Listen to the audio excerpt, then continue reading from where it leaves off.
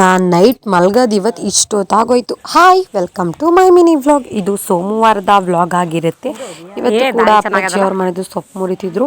ಮತ್ತು ನನ್ನ ತಂಗಿನೂ ಕೂಡ ಬಂದಿದ್ಲಲ್ಲ, ಅವರು ಇವತ್ತು ಹೊರಟಿದ್ರು. ಮತ್ತು ವಾರಗಳು ಎಷ್ಟು ಬೇಗ ಬಿಡುತ್ತೆ ಅಂತಲೇ ಗೊತ್ತಾಗ್ತಿಲ್ಲ. ಇವತ್ತು ವಾರ ಕೂಡ ಇತ್ತು. ಇನ್ನು ಅವ್ರು ಹೋಗ್ತಿದ್ರಲ್ಲ, ಅಪ್ಪು ದುಡ್ಡಂತೂ ಯಾರ ಹತ್ರನೂ ಇಸ್ಕೊಳ್ಳಲ್ಲ. ಆದರೂ ಕೂಡ ಅವ್ರು ಚಿಕ್ಕಿ ಕೊಟ್ಟಿದ್ದು ಕಳ್ತಿದ್ದ. ಇನ್ನು ಇಸ್ಕೊಂಡು ಅವ್ರಿಗೂ ಕೂಡ ಬಾಯ್ ಹೇಳಿ ಕಳಿಸ್ತು.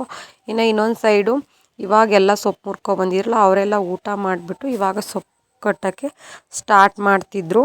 ಇನ್ನು ಅವರೆಲ್ಲರನ್ನೂ ಬಾಯ್ ಹೇಳಿ ಕಳಿಸಿದ್ಮೇಲೆ ನಾನು ಕೂಡ ಊಟನ ಮಾಡಿ ಸ್ವಲ್ಪ ಬಟ್ಟೆ ಎಲ್ಲ ಕಟ್ ಮಾಡ್ಕೋಬೇಕಿತ್ತು. ಹಾಗಾಗಿ ಡ್ರೆಸ್ದು ಟಾಪ್ಗಳ ಸ್ಟಿಚ್ ಮಾಡಿದ್ದೆ, ಪ್ಯಾಂಟ್ ಇತ್ತು ಅಂತ ಹೇಳಿ ಅದನ್ನೆಲ್ಲನೂ ಇಲ್ಲಿ ಮಾರ್ಕಿಂಗ್ ಹಾಕ್ಕೊಂಡು ಕಟ್ ಮಾಡಿಕೊಂಡು ಸ್ಟಿಚ್ ಮಾಡ್ಕೊಳ್ಳೋಣ ಅಂತ ಎಲ್ಲನೂ ಮಾಡ್ಕೊಳ್ತಿದ್ದೆ. ಅಷ್ಟರೊಳಗೆ ಟೈಮ್ ಆಗೋಗಿದೆ, ಗೊತ್ತಾಗಲಿಲ್ಲ. 11:30 12 ಗಂಟೆ ಆಗೋಯಿತು.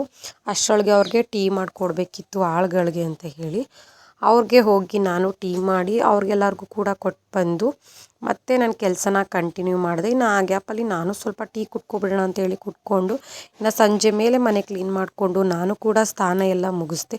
ಇನ್ನು ನಾಳೆ ಊರಿಗೆ ಹೋಗಬೇಕಿತ್ತು, ಒಂದು ಬ್ಲೌಸ್ ಅರ್ಜೆಂಟಾಗಿ ಸ್ಟಿಚ್ ಮಾಡಬೇಕಿತ್ತು ಅಂತ ಹೇಳಿ ನೈಟೇ ನಾನು ಪೀಸೆಲ್ಲ ಕಟ್ ಮಾಡಿಕೊಂಡು ಬ್ಲೌಸ್ನ ಸ್ಟಿಚ್ ಮಾಡಿದೆ. ಫೈನಲಿ ಏನಾದರೂ ಮಾಡಿ ಇವತ್ತು ಮುಗಿಸ್ಲೇಬೇಕು ಅಂದ್ಕೊಂಡು ಮುಗಿಸ್ದೆ. ಅಷ್ಟರೊಳಗೆ ಟೈಮು 11:30 ಆಗೋಯಿತು.